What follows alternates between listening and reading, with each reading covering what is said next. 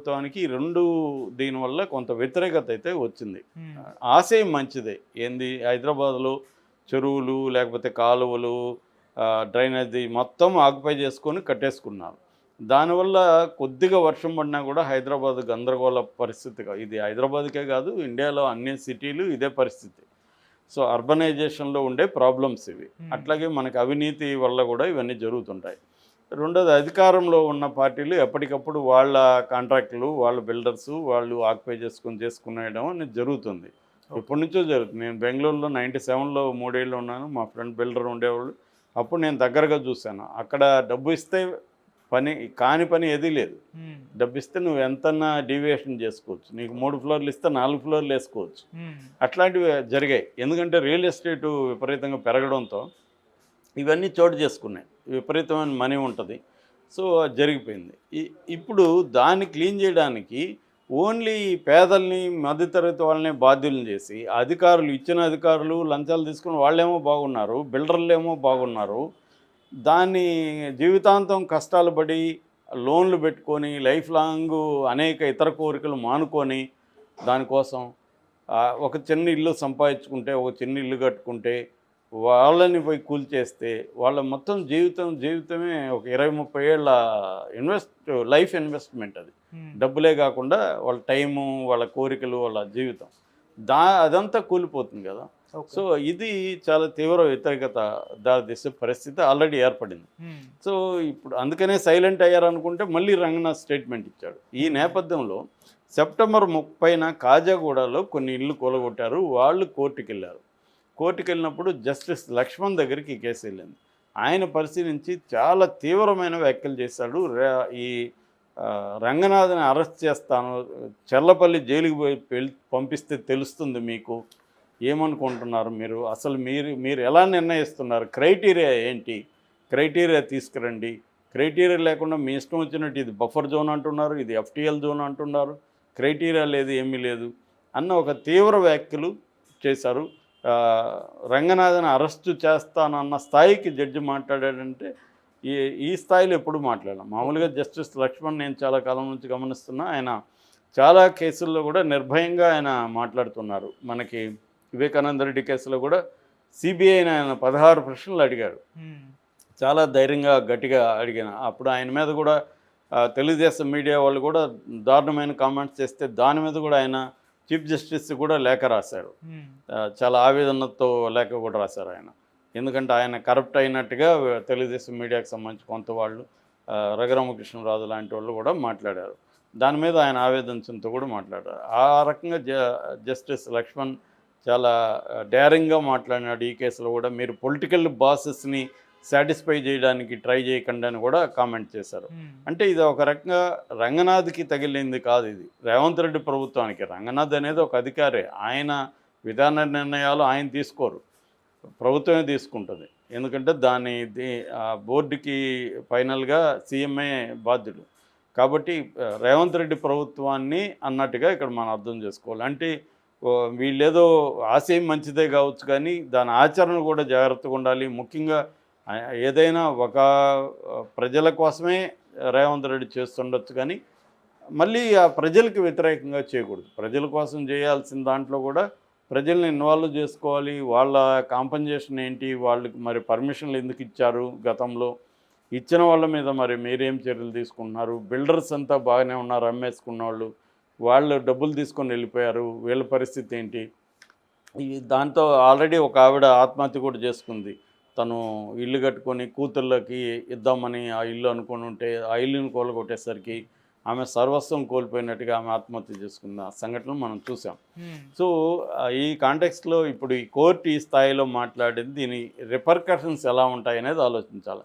అట్లాగే ఆ కోర్టు ఆయన జస్టిస్ లక్ష్మణ్ పిటిషన్ వేసిన వ్యక్తిని కూడా సీరియస్గానే వార్నింగ్ ఇచ్చారు. మీరు అక్కడ ఫెన్సింగ్ వేశారు, ఆ ఫెన్సింగ్ని మీరే తొలగించండి అని కూడా వాళ్ళకు కూడా చెప్పింది. నిష్పక్షపాతంగానే ఇరువైపులా కూడా జస్టిస్ లక్ష్మణ్ మాట్లాడారు.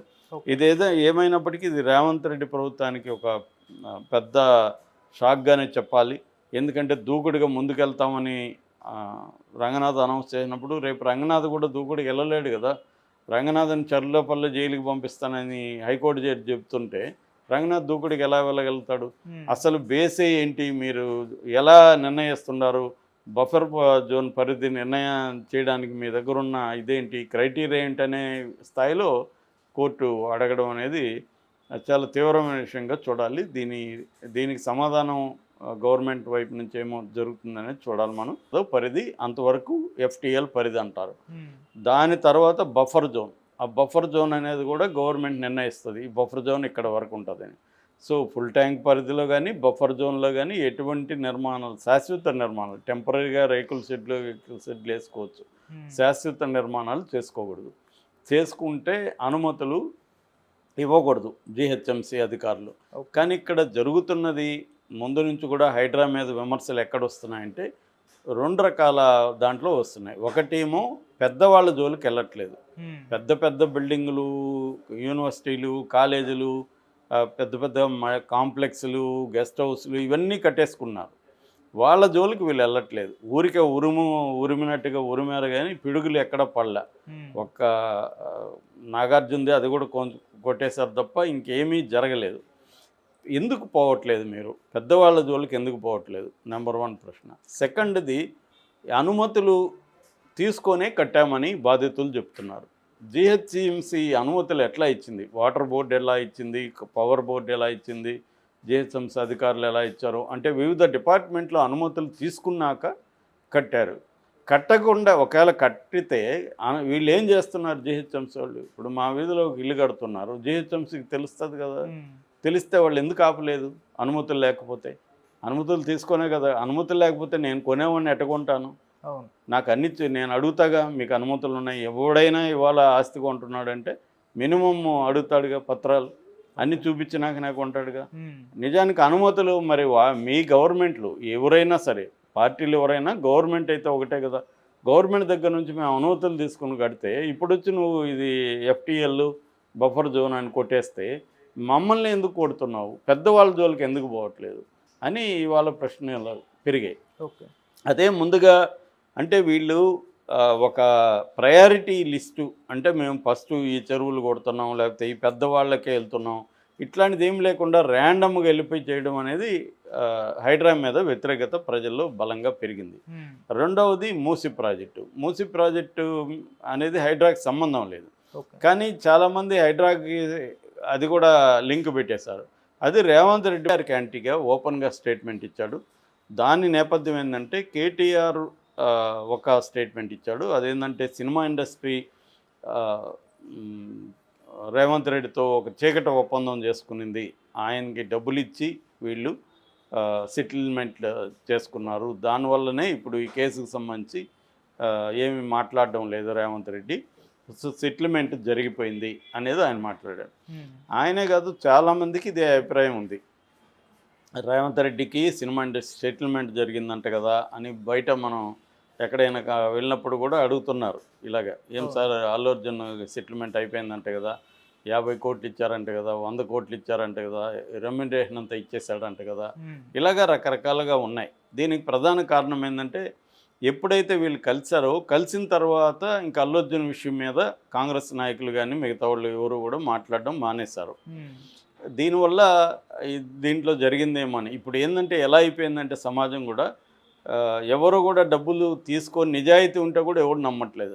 నిజాయితీ ఏముంటుందిలేండి, డబ్బులు తీసుకుంటారనేది అందరూ అనుకుంటున్నారు. ఇక కాంగ్రెస్ పార్టీని బీఆర్ఎస్ బీజేపీ ముందు నుంచి కూడా రేవంత్ రెడ్డి కలెక్షన్ కింగ్ అని, తర్వాత ఆర్ ట్యాక్స్ కలెక్ట్ చేస్తున్నాడని, ఈవెన్ మోడీ అన్నాడు కదా ఆర్ ట్యాక్స్ అని. సో ఇది ఆరోపిస్తున్నారు. అంతకుముందు బీఆర్ఎస్ మీద కూడా రేవంత్ రెడ్డి కూడా ఇదే ఆరోపణలు చేశాడు. మామూలుగా పొలిటికల్ కరప్షన్ అనేది 2 రకాలుగా ఉంటుంది. ఒకటి పార్టీ లెవెల్ కరప్షన్, అంటే పార్టీ ఫండ్స్, పార్టీకి డబ్బులు ఇవి ఎక్కడి నుంచి వస్తాయి? ఎందుకంటే 1000 కోట్లు ఒక లోక్సభ ఎన్నికల్లోనే 60,000 నుంచి 80,000 కోట్లు ఖర్చు అవుతుంది. పొలిటికల్ పార్టీలు మనం చూస్తున్నాం. పొలిటికల్ పార్టీలు క్యాండిడేట్లకి దాదాపు ఒక మినిమం ఒక ఎలక్షన్లో ఒక స్టేట్లో 2,000 నుంచి 3,000 కోట్లు ఖర్చు పెడుతున్నాయి పార్టీలు. వీళ్ళకి ఎక్కడి నుంచి వస్తుంది ఆ ఫండ్? ఆ పార్టీకి ప్రజల నుంచి కలెక్ట్ చేసేదో కార్యకర్తల నుంచి కలెక్ట్ చేసి సరిపోదు కదా. అందుకని ఈ పెద్ద పెద్ద కంపెనీలు ఈ పార్టీలకు ఫండ్ ఇస్తాయి. వాళ్ళు ఎందుకు పండిస్తారు? వాళ్ళు ఎందుకు పండిస్తారంటే వాళ్ళ కంపెనీలు, వాళ్ళ వ్యాపారాలకి ప్రభుత్వం చౌక ధరలో భూమి ఇచ్చేయడం, లీజుకి ఇచ్చేసేయడం, వాళ్ళకి అనేక సౌకర్యాలు కలిగించడం, వాళ్ళ చేసే అక్రమాలు లేకపోతే చట్టవిరుద్ధమైన కార్యక్రమాలని చూసి చూడనట్టు వెళ్ళడం, ఇట్లాంటివి పెద్ద పెద్ద కాంట్రాక్ట్లు ఇచ్చేయడం తక్కువ దీనికి, ఇవన్నీ చేస్తుంది కాబట్టి వాళ్ళు పండిస్తారు. ఇది ఒక రకమైన కరప్షన్. రెండవ రకమైన కరప్షన్ ఇండివిజువల్ కరప్షన్. ఎవరు అధికారంలో ఉంటే వాళ్ళు, అది రాజకీయ నాయకులు కావచ్చు, ఆఫీసర్లు కావచ్చు, వీళ్ళు వ్యక్తిగత స్థాయిలో కరప్షన్ అనేది జరుగుతుంది. ఇది అంటే పై స్థాయి కరప్షను ఈ రెండు రకాలుగా ప్రధానంగా ఉంటాయి. సో అది ఏ ముఖ్యమంత్రి వచ్చినా ఇదే ఆరోపణలు ఉంటాయి. రేవంత్ రెడ్డి గతంలో ఆరోపణలు చేశాడు, అట్లాగే అక్కడ కూడా చంద్రబాబు జగన్ మీద గతంలో ఆరోపణలు చేశారు, ఇప్పుడు అదే జరుగుతుంది. సో ఆరోపణలు చేసిన వాళ్ళు దాన్ని ఏమన్నా ప్రూవ్ చేస్తారా అంటే మళ్ళీ ఏమి చేయరు. వాళ్ళు ఆరోపణలు చేస్తారు, వచ్చిన కేసులు పెడతారు, కమిషన్లు జరుగుతాయి, కోర్టులు జరుగుతుంటాయి, ఏం ప్రూవ్ అయ్యి జైలుకి పోయేదని వెరీ వెరీ రేర్ కేసులు. ఓకే, మనకి లల్లూ ప్రసాద్ యాదవ్, జయలలిత ఇలాంటి వాళ్ళు అవినీతి విషయాల్లో కేసులో జైలుకి వెళ్ళారు. జగన్ మీద మనం చూసాం, ఆయన జైలుకి వెళ్ళాడు కానీ అది ప్రూవ్ అయ్యి వెళ్ళింది కాదు, అది రిమాండ్ ప్రిజనర్గా ఆయన జైల్లో పెట్టారు. సో మహా అంటే రిమాండ్ ప్రిజనర్గా జైలులో పెట్టగలరు తప్ప అవినీతి కేసులో. అంటే ఫర్ ఎగ్జాంపుల్ ఇప్పుడు ఢిల్లీ లిక్కర్ కుంభకోణం, అది కూడా అవినీతి కేసే. అది నేను ఫస్ట్ చెప్పినట్టుగా పార్టీ అవినీతి కేసు. వ్యక్తిగతంగా కేజ్రీవాల్ డబ్బు తీసుకున్నాడని ఆరోపించలేదు. పార్టీకి 100 crores, కేజ్రీవాల్ పార్టీ ఆపు పార్టీకి 100 crores ఫండ్ ఇచ్చారనేది ఆరోపణ. సో ఆయన దాన్ని ముందుకు తీసుకెళ్ళి కేసుని ఇచ్చేస్తారంటే ఏమీ జరగదు. ఇప్పుడు జగన్ది జరిగిందా? 11 ఏళ్ళుగా ఆయన బెయిల్ మీద ఉన్నాడు. ఆయన మీద ఏమన్నా కేసు ముందుకెళ్ళిందా? ఎందుకు వెళ్ళలేదు? మరి ఒక ఆర్థిక నేరం చేసినాడు అని ఆరోపిస్తున్న జగన్ మీద 11 ఏళ్ళుగా ఎందుకు ప్రూవ్ కావట్లేదు?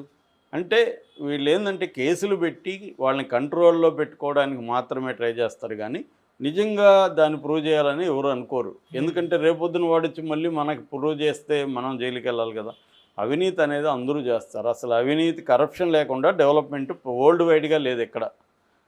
ఇప్పుడు అమెరికా అంతా కూడా విపరీతంగా ఒక ఇష్యూ, బర్నింగ్ టాపిక్ ఏంటంటే ఏఐ ప్లాట్ఫామ్స్లో కాపీరైట్ ఉల్లంఘన జరుగుతుందని విజల్ బోయర్ సుచిర్ బాలాజీ అనే ఒక వ్యక్తి అక్కడ మాట్లాడాడు.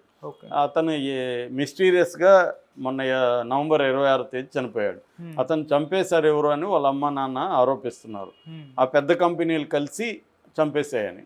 సో అది కూడా కరప్షనే కదా. అంటే వాళ్ళు కరప్ట్ ప్రాక్టీసెస్ చేస్తుంటే ఇతను బయట పెట్టాడని ఇతను చంపేశారని, ఇది కదా ఆరోపణ. సో ప్రపంచవ్యాప్తంగా ఇది డెవలప్మెంట్కి కరప్షన్కి అవినాభావ సంబంధం ఉంది. ఫర్ ఎగ్జాంపుల్ చైనాలో కరప్షన్ లేకపోతే డెవలప్మెంట్ లేదని ఆ మధ్య ఒక ఫిమేల్ సోషియాలజిస్టు డీటెయిల్గా నిరూపించింది. డెవలప్మెంట్ ఉండాలంటే కరప్షన్ ఉండాలనేది ఆమె చెప్పింది, కరప్షన్ లేకపోతే డెవలప్మెంట్ ఉండదు అనేది ఆమె చెప్పింది. అలాగా కరప్షన్ లేకుండా ఉండదు. కాకపోతే ఈ సినిమా ఇండస్ట్రీ నుంచి వాళ్ళు తీసుకున్నారా, ఆయన రేవంత్ రెడ్డి డబ్బులు తీసుకున్నాడు లేదనేది ఎవడు కూడా నిరూపించలేడు. ఆరోపించడం మాత్రమే. కేటీఆర్ ఆరోపించాడు, దానికి దిల్ రాజు సమాధానం ఇచ్చాడు, మీరు ఇలాంటి ఆరోపణలు చేయకండి, అక్కడ ఏమీ లేదు, సుహృద్భావ వాతావరణంలో జరిగింది, 50 మంది దాకా మేము వెళ్ళి కలిసాము, మా ఇష్యూస్ ఆయనకి చెప్పాము, ఆయన కొన్ని ప్రతిపాదనలు చేశారు, దానికి అనుగుణంగా మేము పనిచేస్తున్నాం తప్ప మీరు పొలిటికల్గా ఈ ఇష్యూని ఉపయోగించుకొని చేయొద్దని. అది కూడా వాస్తవమే దిల్ రాజు చెప్పింది. ఎందుకంటే ఇచ్చారా లేదా, కేటీఆర్ దగ్గర ఏమన్నా ప్రూఫ్ ఉందా? ఆరోపణలు మాత్రమే. సెటిల్మెంట్ అయిపోయింది అన్న ఆరోపణలు మాత్రమే. ఇంకొక రకంగా కూడా జరగచ్చు కదా. ఒక రేవంత్ రెడ్డి హర్ట్ అయి ఉన్నాడు సినిమా ఇండస్ట్రీ పట్ల, వాళ్ళు నన్ను పట్టించుకోలేదు, వ్యక్తిగతంగా పట్టించుకోలేదు, ప్రభుత్వ పరంగా పట్టించుకోలేదని, దాంతో వీళ్ళు వెళ్ళి అందరికీ ఆయనకు సెలవులు కప్పారు. ఆయన వ్యక్తిగతంగా ఆయన ఈగో సాటిస్ఫై ఉండొచ్చు, నన్ను ఇప్పుడు గుర్తించారు, కనీసం వచ్చారని. రెండవది గవర్నమెంట్ పరంగా కూడా ఈయన చెప్పిన ప్రపోజల్స్కి అంతా కూడా ఇండస్ట్రీ ఓకే చేసింది. యాంటీ డ్రగ్ క్యాంపెయిన్ చేస్తామన్నారు, ఇతర సామాజిక అంశాల మీద మేము ముందుకు వస్తామన్నారు. ఆల్రెడీ మన ప్రభాస్ డ్రగ్స్ అవసరమా డార్లింగ్స్ పేరుతో ఆయన ఒక వీడియో రిలీజ్ చేశాడు. సో అలాగా ప్రభుత్వపరమైన విధానాలకి సినిమా ఇండస్ట్రీ మద్దతు, వ్యక్తిగతంగా రేవంత్ రెడ్డికి కూడా ఒక సాటిస్ఫాక్షన్ అనేది జరిగింది. కాబట్టి ఆయన వదిలేసి ఉండొచ్చు. అంత మాత్రం డబ్బులు తీసుకున్నాడని ఎలా ఆరోపిస్తాం? ఈ రెండు అయితే మనకు బయటకు కనిపిస్తున్నాయి. కాబట్టి ఇక్కడ ఆ, రాజకీయాలకి ప్రతిదీ వాడుకుంటారు కాబట్టి దిల్ రాజు మాట్లాడడంలో తప్పేం నాకు కనిపించలేదు. రాజకీయాలకు మీరు ఆపండి. దే ఒక రకంగా అది కూడా వాస్తవమే కదా! రాజకీయాలకు వీళ్ళు వాడుకోవడం వల్ల అక్కడ అల్లు అర్జున్‌ని వైసీపీ వాడుకోవడం, ఇక్కడ బీఆర్ఎస్ ప్రధానంగా వాడుకోవడం, దీనివల్ల కూడా ఫ్లేరప్ ఎక్కువైంది. ఓకే. నిజానికి వైసీపీ సైలెంట్‌గా ఉంటే అల్లు అర్జున్‌కి అసలు ఈ స్థాయిలో ఇబ్బంది వచ్చేది కాదు. వాళ్ళు అక్కడ ఎక్కువయ్యేసరికి అవతల నుంచి తెలుగుదేశం వాళ్ళు, జనసేన వాళ్ళు రంగంలోకి దిగాల్సొచ్చింది. లేకపోతే వాళ్ళు సైలెంట్‌గా ఉంటే ఇంత ఇది కాదు. కనీసం అల్లు అర్జున్ అన్న స్టేట్మెంట్ ఇచ్చునుంటే ఇంత జరిగేది కాదు. అరే బాబు, నాకు వైసీపీకి సంబంధం లేదు, వాళ్ళు నన్ను వాడుకోవడానికి ఖండిస్తున్నానని కానీ ఈయన ఇచ్చుంటే అదేమి వచ్చుండేది. ఇతను సైలెంట్‌గా ఉన్నాడు. సైలెంట్‌గా ఉండడం అంటే మీ